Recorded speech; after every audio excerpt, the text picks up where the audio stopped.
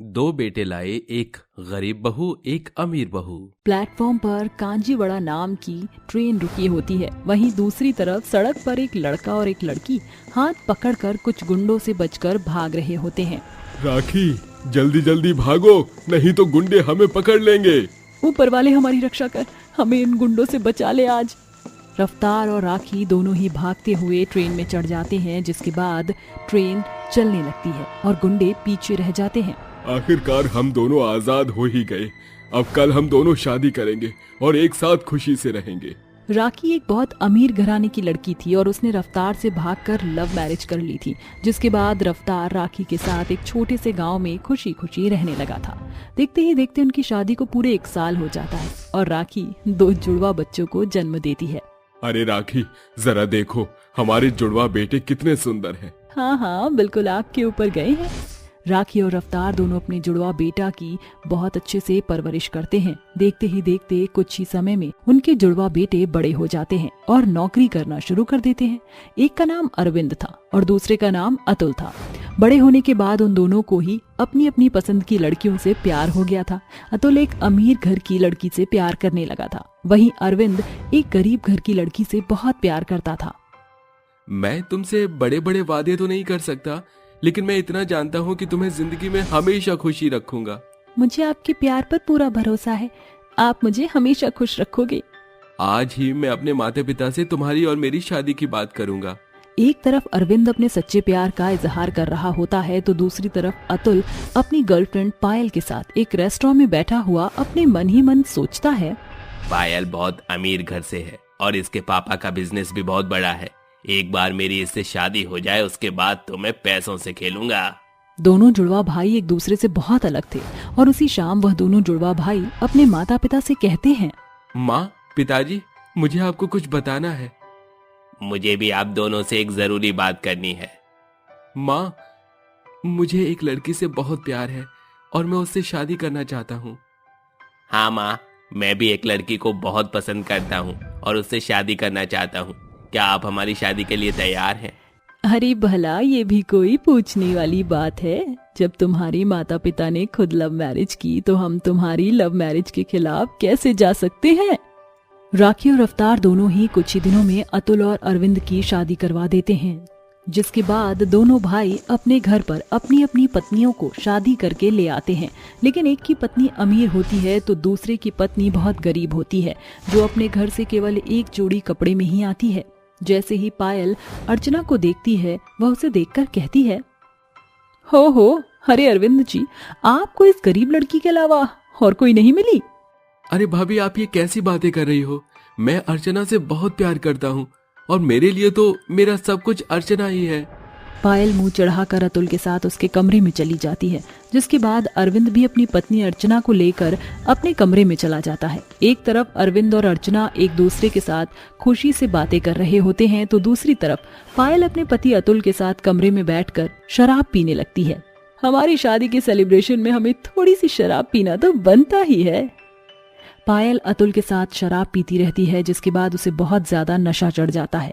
अतुल भी शराब के नशे में आराम से सो जाता है, लेकिन पायल नशे की हालत में रसोई में पहुंच जाती है।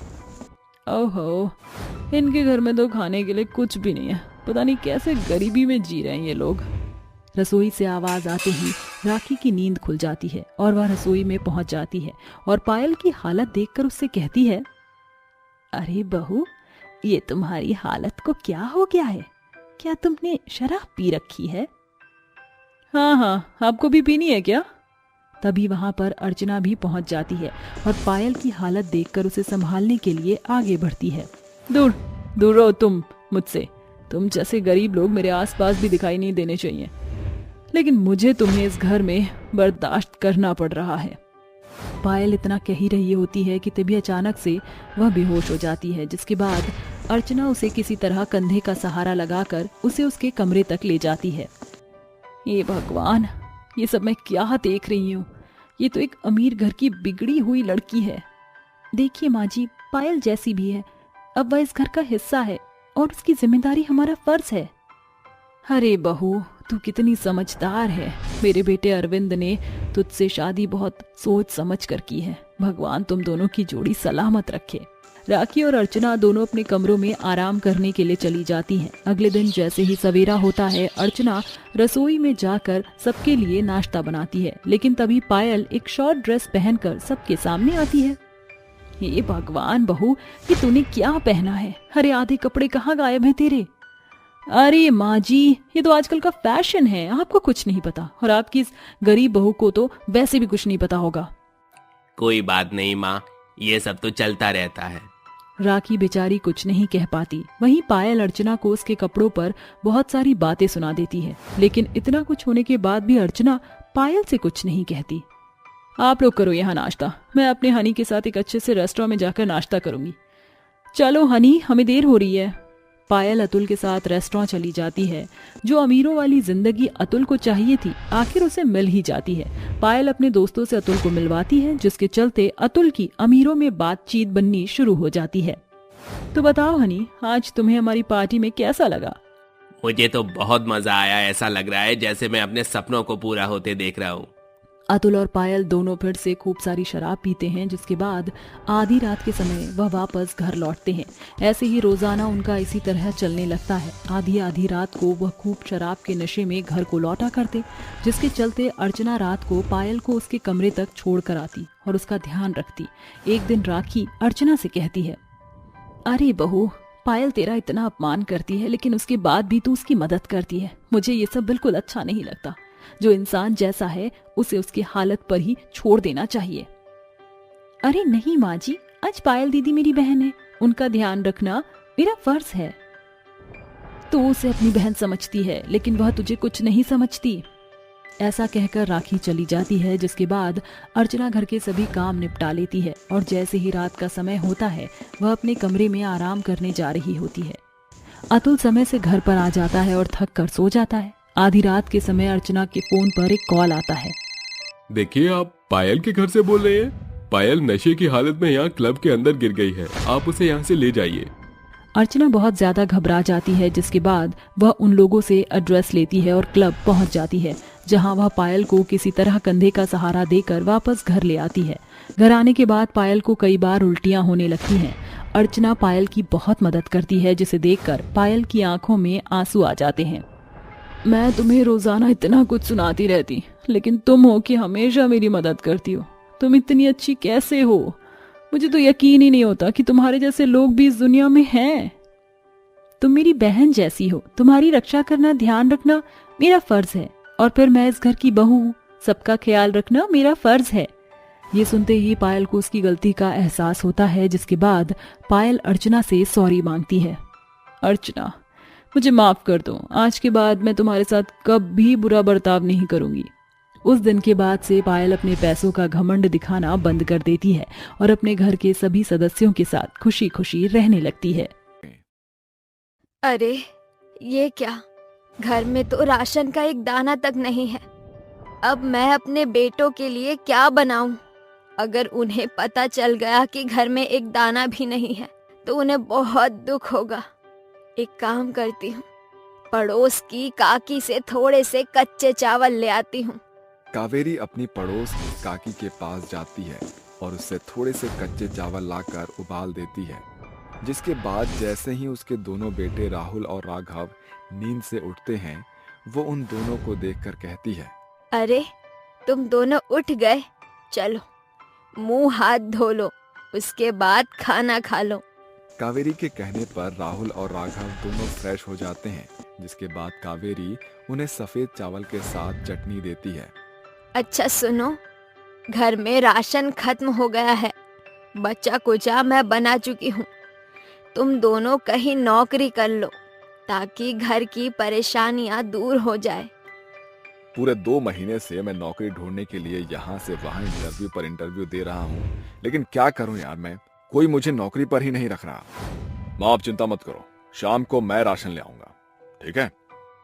दोनों सफेद चावल के साथ चटनी खाकर काम ढूंढने के लिए निकल पड़ते हैं। राघव को सुबह से शाम हो जाती है, लेकिन उसका कहीं भी इंटरव्यू पास नहीं होता।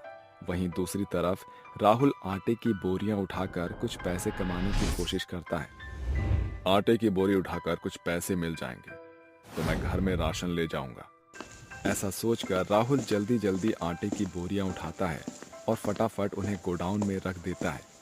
उसका ये काम देखकर उसका मालिक उसे 100 रुपए ज्यादा दे देता है। ओ पुत्र, आज तुमने 2 लोगों का काम अकेले किया है यार। और ये लो मेरी तरफ से 100 रुपए का नगद इनाम। वैसे तुम बहुत ताकतवर हो यार, और पढ़े लिखे भी लगते हो, फिर तुम इस तरह मजदूरी क्यों कर रहे हो? राहुल अपने मालिक को अपने बीते हुए कल के बारे में बताना शुरू करता है। मैं एक बहुत बड़े और अमीर आदमी का बेटा था। मेरे पिताजी का बहुत बड़ा बिजनेस था।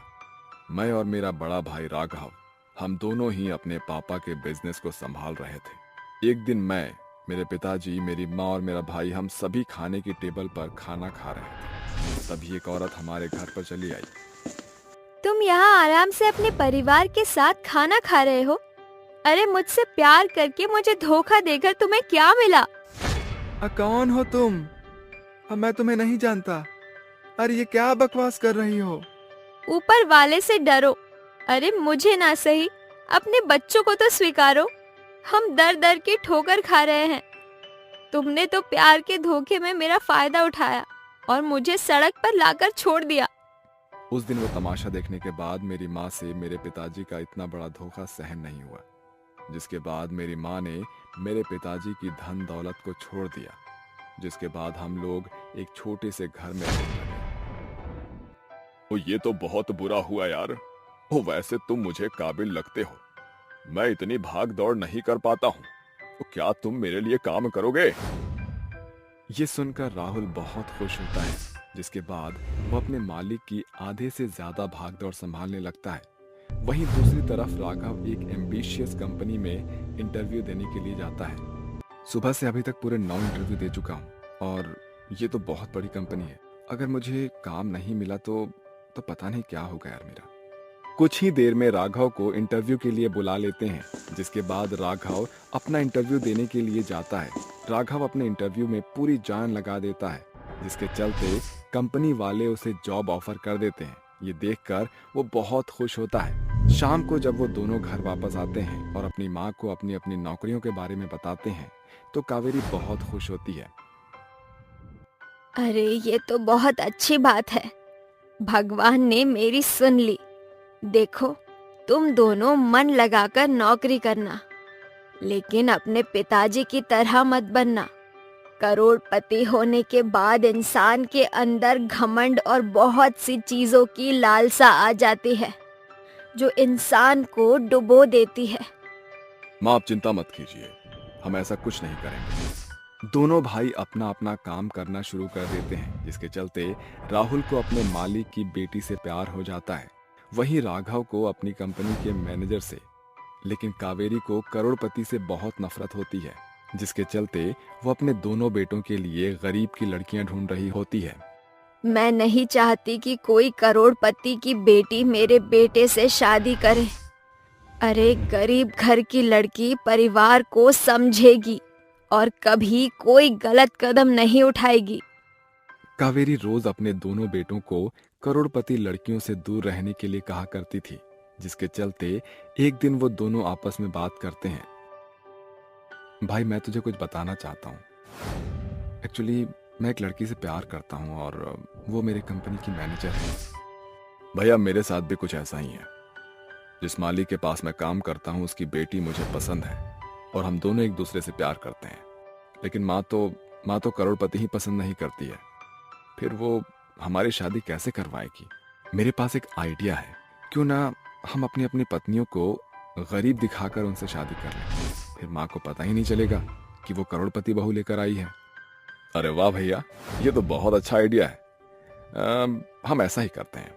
राहुल और राघव दोनों ही अपनी अपनी गर्लफ्रेंड को गरीब घर की लड़कियां बनाकर अपनी माँ से मिलवा देते हैं, जिसके बाद कावेरी उन दोनों को देखकर कहती है, अरे रूपा निशा, तुम दोनों तो बहुत खूबसूरत हो। भगवान ने बहुत ही खूबसूरती से फुर्सत से बनाया है तुम्हें, और तुम दोनों ही गरीब घर से हो। लेकिन चिंता मत करो, मेरे बेटे तुम्हारा बहुत अच्छे से ध्यान रखेंगे। कुछ दिन में कावेरी अपने दोनों बेटों की शादी उनकी पसंद की लड़कियों से करवा देती है, जिसके बाद वो अपनी करोड़पति बहुओं को गरीब घर का समझकर उन्हें अपने घर ले आती है। देखते ही देखते निशा और रूपा दोनों घर की सभी जिम्मेदारियों को संभाल लेती हैं और अपनी सास का अच्छे से ख्याल रखती हैं। अरे, तुम दोनों की शादी तो हो गई, लेकिन तुमने मुझे अपने परिवार वालों से अभी तक नहीं मिलवाया है। मैं चाहती हूँ कि तुम दोनों आज की शाम को अपने परिवार वालों को खाने पर बुला लो। ये सुनने के बाद वो दोनों हैरान रह जाती हैं, जिसके बाद वो दोनों कावेरी से कहती हैं, अरे माँ जी, मैं नहीं चाहती कि मेरे पिताजी यहाँ पर आए, क्योंकि वो बहुत गरीब है। उन्हें इस हालत में देखकर मुझे अच्छा नहीं लगेगा। हाँ माँ जी, मेरी माँ भी बहुत गरीब है। अगर वो यहाँ पर आएंगी तो मुझे अच्छा नहीं लगेगा। अरे, तुम ये कैसी बातें कर रही हो? अमीरों से अच्छा तो गरीब होना है। कम से कम गरीबों के अंदर धोखेबाजी तो नहीं होती। तुम आज की रात अपने परिवार वालों को खाने पर बुलाओ। मैं सबसे मिलना चाहती हूँ। ना चाहते हुए भी निशा को अपने परिवार वालों को घर बुलाना पड़ता है। जैसे ही कावेरी उन दोनों के माता पिता को देखती है, वो उन्हें देखते ही दंग रह जाती है। जिसके बाद कावेरी अपने दोनों बेटों से कहती है, आखिर तुम दोनों ने भी मेरे साथ वैसा ही किया जैसा तुम्हारे पिताजी ने किया था। उन्होंने मुझे धोखा देकर किसी और औरत के साथ संबंध बनाए, तो तुम दोनों ने मुझे धोखा देकर अमीर घर की लड़कियों से शादी कर ली। और मेरी बदकिस्मती देखो कि मैं अमीर घर की लड़कियों को अपनी बहू बनाकर घर ले आई। माँ, आप तो कैसी बात कर रही हो? हर अमीर इंसान गलत नहीं होता, कुछ अमीर बहुत अच्छे भी होते हैं माँ। हाँ माँ, हम दोनों अपनी पत्नियों से बहुत प्यार करते हैं। हम नहीं चाहते थे कि आप हमें उनसे अलग करें, इसलिए हमने ये सब किया। हमें माफ कर दीजिए माँ, लेकिन हमें अपनी पत्नियों से अलग मत कीजिए प्लीज। अपने बेटों को अपनी पत्नियों से इतना प्यार करते हुए देखकर बेचारी कावेरी कुछ नहीं कह पाती, जिसके बाद वो अपने दोनों बेटों को गले से लगाते हुए कहती है, मुझे माफ कर दो। अपने गुस्से के चलते मैंने तुम दोनों को बहुत उल्टा सीधा कहा। दरअसल मैं तुम्हारे पिताजी का गुस्सा तुम्हारे ऊपर निकालने लगी थी, लेकिन समय रहते मुझे समझ आ गया कि हर गरीब इंसान गलत नहीं होता, क्योंकि रूपा और निशा दोनों ही बहुत अच्छे स्वभाव की हैं और वो तुमसे बहुत प्यार करती हैं। अपनी माँ के मुंह से ये बातें सुनकर राघव और राहुल दोनों ही बहुत खुश होते हैं, जिसके बाद वो अपनी दोनों पत्नियों के साथ मिलकर अपनी माँ के पैर छूते हैं। उस दिन के बाद उनकी सभी परेशानियां धीरे धीरे ठीक होने लगती है और वो सभी अब एक साथ खुशी खुशी रहने लगते हैं। ये कहानी है बांसडी गांव की, जहां पर आज भी केवल एक ही शौचालय मौजूद था। गांव का सारा समुदाय उसी शौचालय का इस्तेमाल करता था।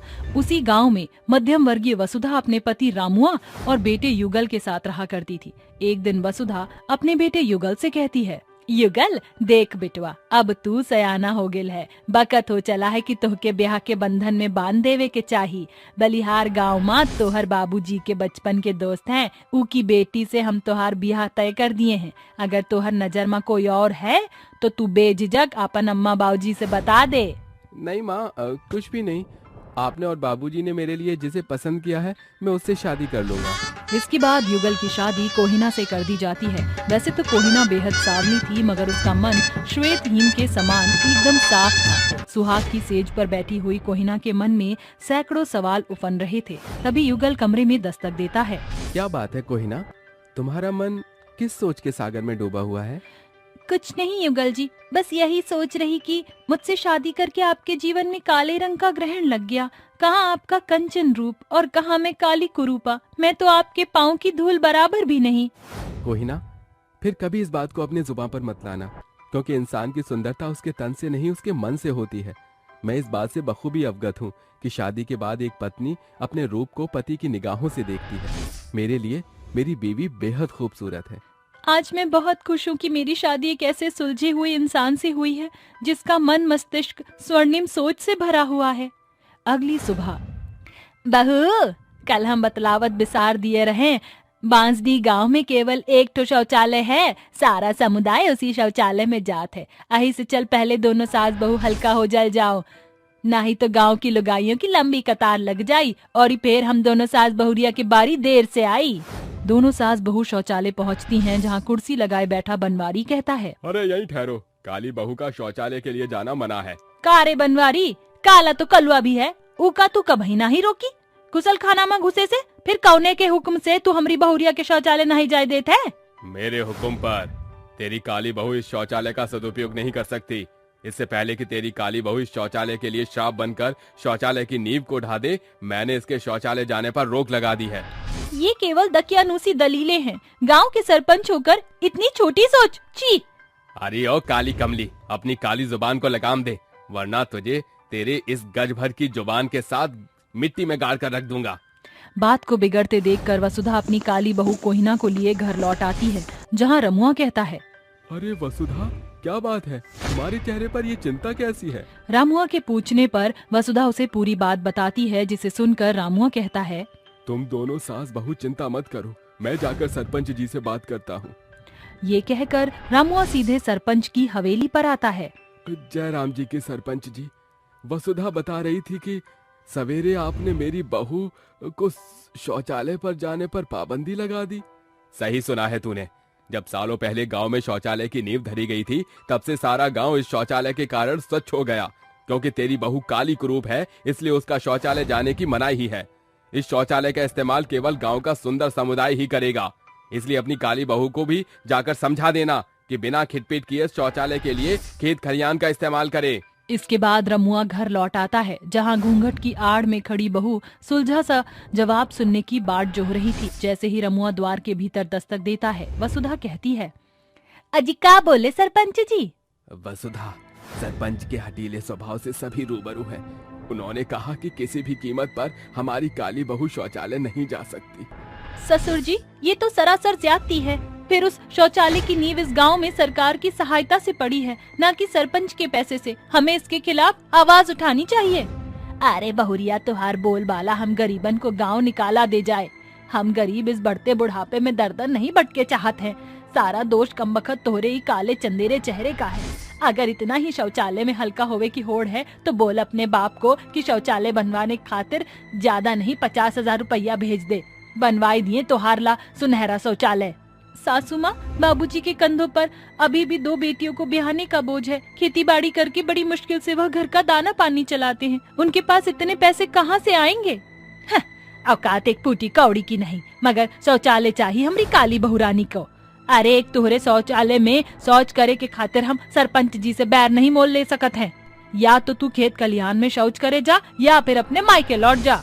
एक ओर सरपंच के द्वारा शौचालय में ना जाने की मनाही और दूजी ओर सास के ताने बेचारी काली बहू के कलेजे को कचोट रहे थे। जिसके बाद काली बहू शौचालय के खातिर आवाज उठाने की बजाय चुप्पी साध कर सूर्यास्त से पहले अंधियारे में ही शौच के खातिर खेत खलिहान जाया करती।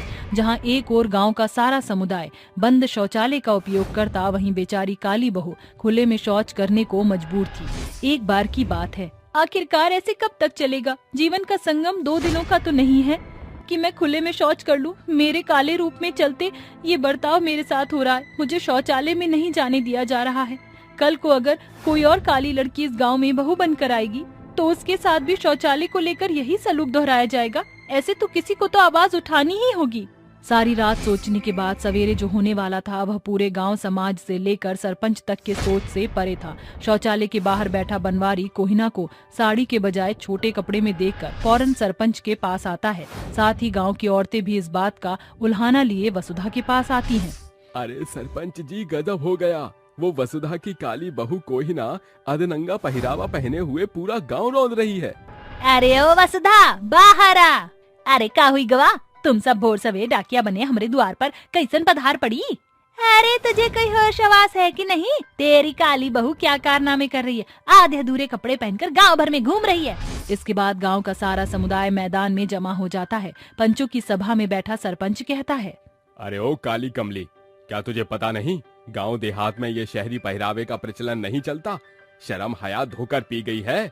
अरे ये सारे सीख तो बहू को सास देती है। देखो कैसे शहरी पहनावा पहनकर अपने काले चेहरे का प्रदर्शन कर रही है।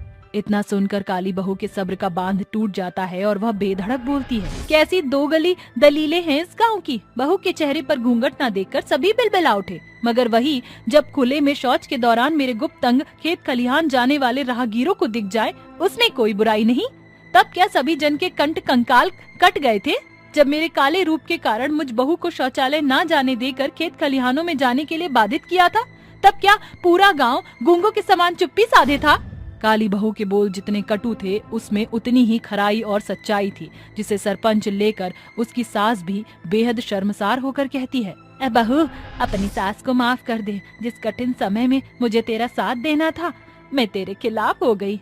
कोई ना, आज तुमने अपने कटु शब्द से मुझ मूढ़ सरपंच की सोच को नया आयाम दिया है।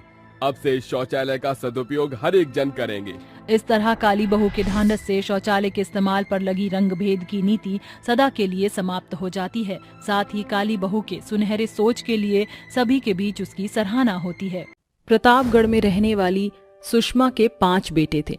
सुषमा ने अपने 5 को खूब पढ़ाया लिखाया था। एक सुबह जब सुषमा कहती है, यही सही समय है, मेरे 5 पांडव एक साथ मेज पर जुटे हुए हैं, इससे सुनहरा मौका फिर नहीं मिलने वाला। ऐसा सोचते हुए सुषमा अपने 5 बेटों के सामने शादी का प्रस्ताव छेड़ती है। मेरे 5 पांडव, मुझे तुमसे बहुत ही जरूरी बात करनी है। माँ अभी नहीं, दफ्तर के लिए देरी हो रही है। अरे ये भाग दौड़ भरी जिंदगी तो सारी उम्र भी पीछा नहीं छोड़ेगी, मगर मुझ बुढ़िया की उम्र की सीमा है। 25 का पड़ाव पार कर चुके हो तुम 5, यही सही उम्र है शादी करने की। नकुल और सुजीत और राजीव के लिए शहर से रिश्ता आया था। मुझे तीनों लड़कियां जच गईं, इसलिए मैंने लगे हाथ हाँ कर दी। बस तुम दोनों को कल मेरे साथ चलना है। पंडित जी ने बड़ी ही गुणी लड़कियों का ये रिश्ता बताया है। अगर बात बन गई तो मेरे 5 बेटों के सर पर एक साथ सेहरा सजेगा। अगले दिन सुषमा अपने दोनों बेटों के साथ दीना के घर पहुंचने की तैयारी करती है। दूसरी तरफ दीना भी अपनी बेटी आशा और जानवी से कहता है, आशा, जानवी, ये लो बेटी, जल्दी से ये साड़ी पहन लो।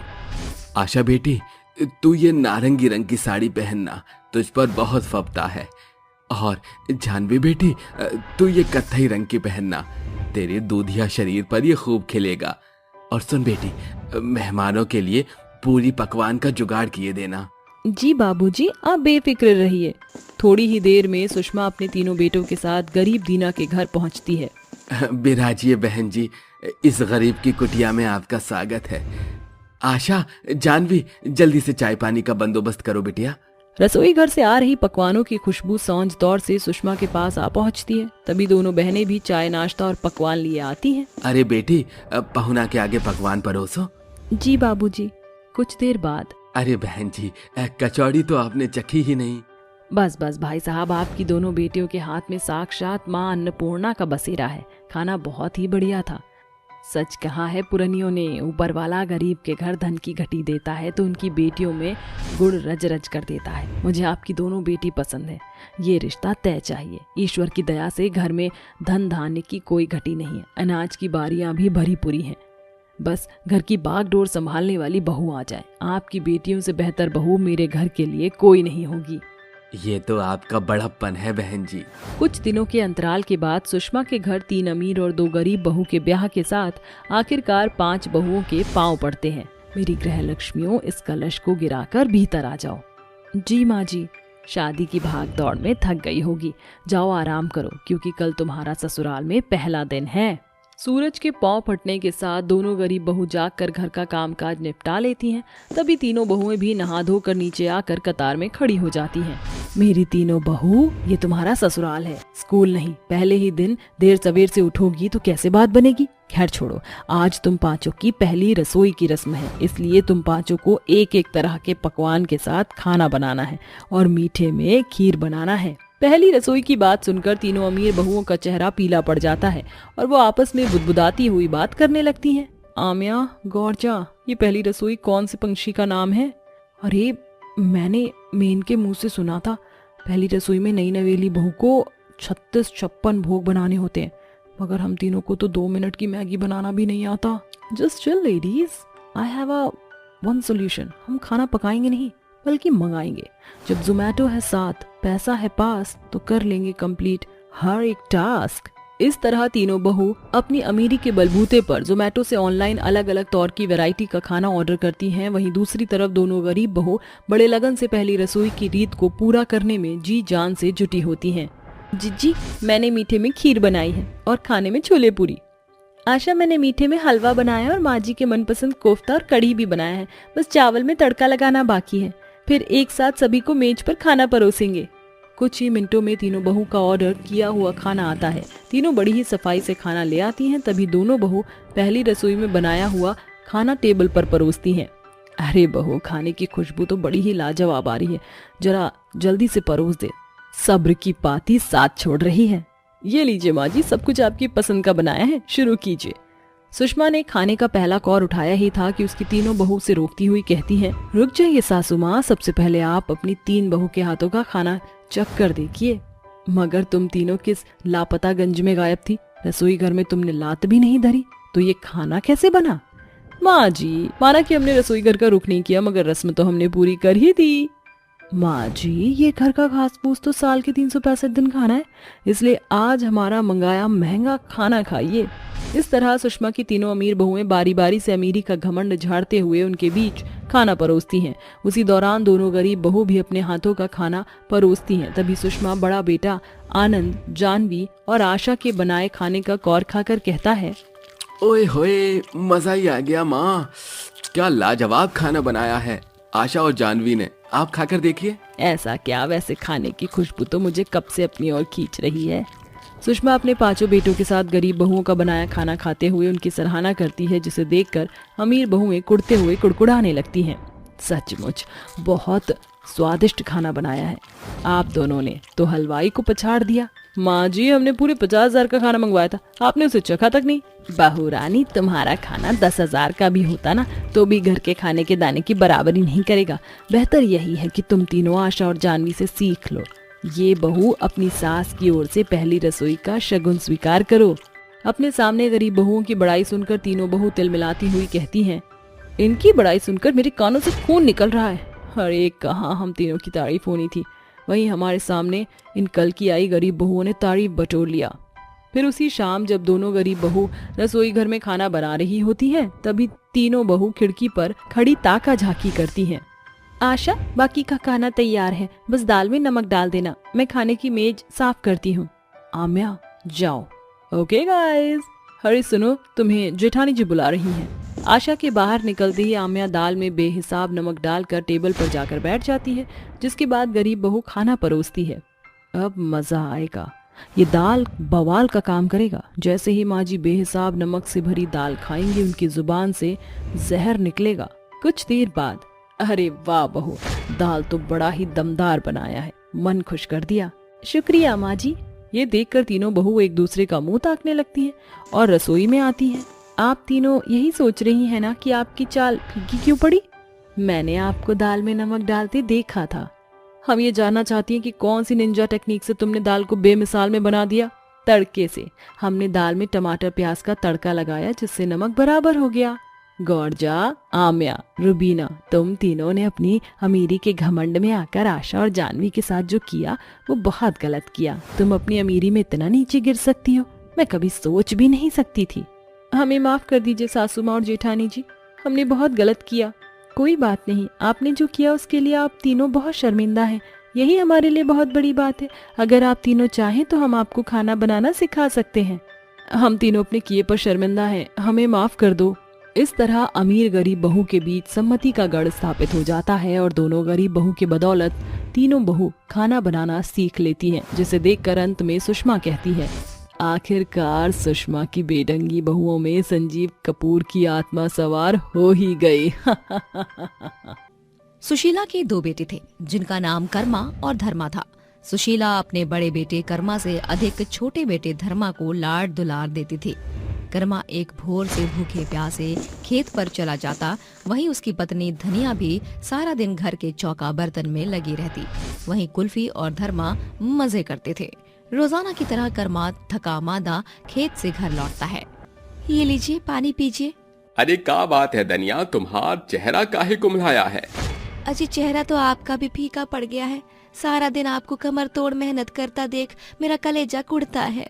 देवर जी सारा दिन देहात की सड़क नापते फिरते हैं और दावेदारी में देवर जी तनिक भी पीछे नहीं हटते, मगर जिम्मेदारी से दूर दूर तक वास्ता नहीं। अरे धनिया, तू काहे अपना कलेजा का चोटत है। हम सवेरे अम्मा से बात करब।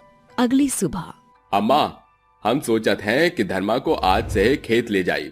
अब वो नादान तो रहा नहीं, ब्याह हो चुका है, ज्यादा नहीं तो जो ही हाथ बटाएगा। बिल्कुल नहीं भैया, ये खेती बाड़ी तुम्हें मुबारक हो। बड़ी देर दोपहरी धूप में काम करना मेरे बस की नहीं। दोनों बेटों में कामकाज को लेकर बहसबाजी शुरू हो जाती है, जिसे देखकर सुशीला बिगड़ते हुए बोलती है, बस कर कर्मा, मैं जानती हूँ कि ये तेरी जुबान नहीं, तेरी बीवी का बोलबाला है। इसी बखत अपनी जोरू के साथ निकल जा घर से। माँ जी, इस बेदखली से बेहतर है कि आप हमारा बंटवारा ही कर दीजिए ना। मैं जानती थी एक दिन यह मुई मथराई पर जरूर उतारू होगी। बंटवारा चाहिए ना?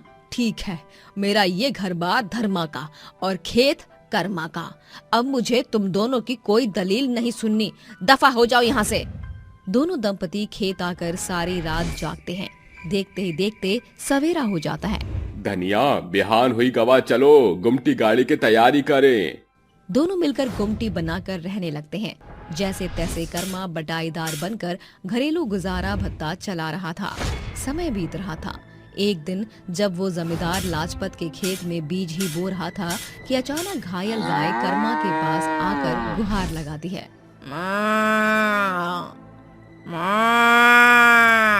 हे ईश्वर, ये गौ माता तो बड़ी ही तकलीफ में है।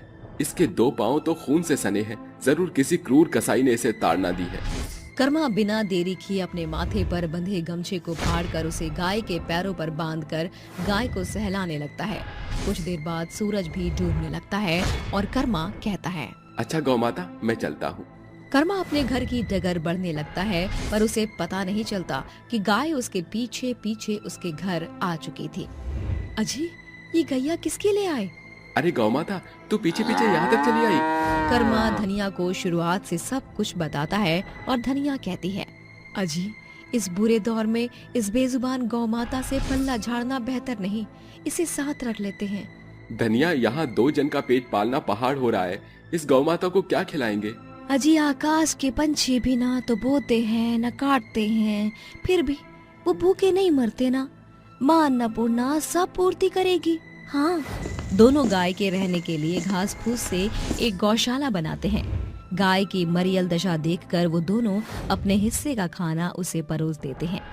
कुछ दिन बीतते हैं, फिर एक रात गौशाले में खूंटे से बंधी गाय गुहार लगाती है।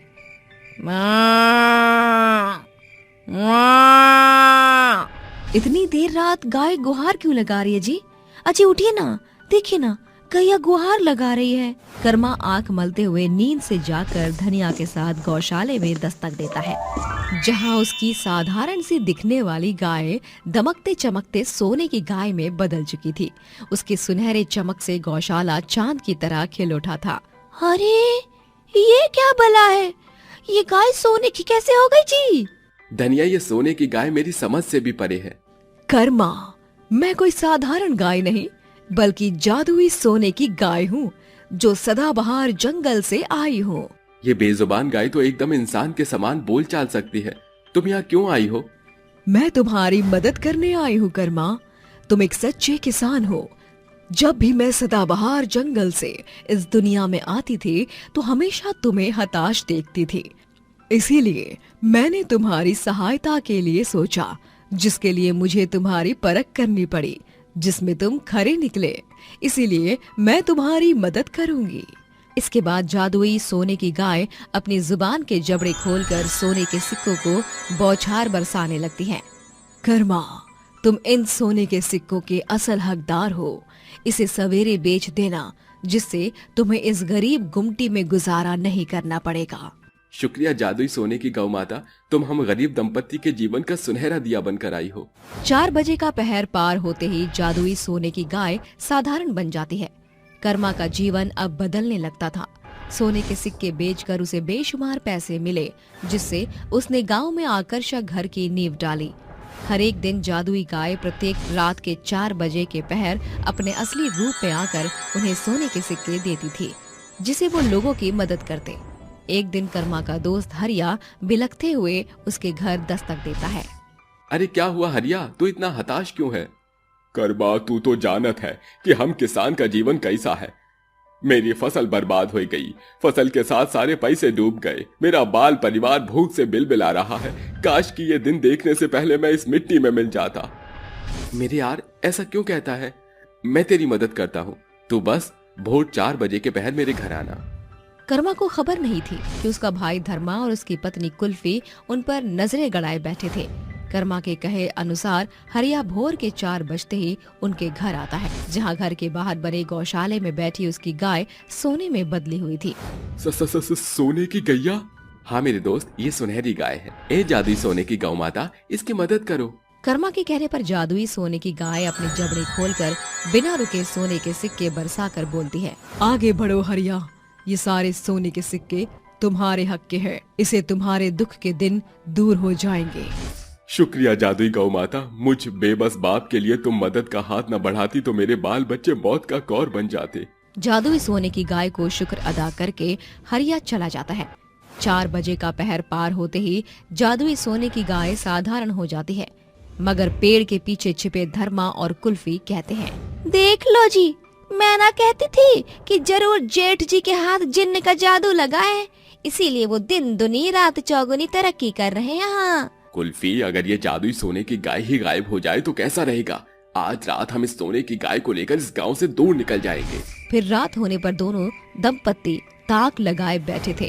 कर्मा और धनिया के सो जाने के बाद वो गौशाला में आकर गाय का खूंटा खोलकर उसे खींचते हैं। अरे ये गाय है कि सांड, एक भी डग आगे बढ़ा ही नहीं रही, अपनी चारों कदम जमीन में जमा लिए हैं। कोशिश करो जी, हमारे पास बखत नहीं, मैं इसे हाँकती हूँ। चल चल। जादुई गाय अपने सुनहरे सींग हिलाते हुए कुल्फी और धर्मा को दुल्लत्ती मारकर पछाड़ते हुए गुहार लगाती है। अरे ये तो हमारी जादुई सोने की गाय की गुहार है, कुछ गड़बड़ है। दोनों दंपत्ति बाहर आते हैं, तभी 4 बजते ही गाय सोने के सांचे में ढलकर कहती है, कर्मा, ये दोनों जबरन मुझे यहाँ से ले जा रहे थे ताकि मेरे जादुई गाय होने का गलत इस्तेमाल करें। मैं केवल कर्मा के कहे अनुसार चलती हूँ, क्योंकि उसका स्वभाव लोभ रहित है। कोई भी स्वार्थी इंसान मुझ जादुई सोने की गाय से कुछ हासिल नहीं कर सकता, समझे? हम समझ गए गौ माता, हमें माफ कर दो। हम समझ गए गौ माता, हमें माफ कर दो। भैया तुम्हारा भाई भटक गया था, मुझे माफ कर दो। धर्मा, तू रो मत, मैं आज भी तुझे अपना भाई मानता हूँ। जो हुआ उसे बिसार दे। कर्मा और धर्मा दोनों गले मिलते हैं। जादुई सुनहरी गाय के शब्दों से उस परिवार की खोई हुई सम्मति लौट आती है। आज भी वो जादुई सोने की गाय कर्मा के पास है, जिसे वो जरूरतमंद की सहायता में बढ़ चढ़कर हाथ बढ़ाते हैं।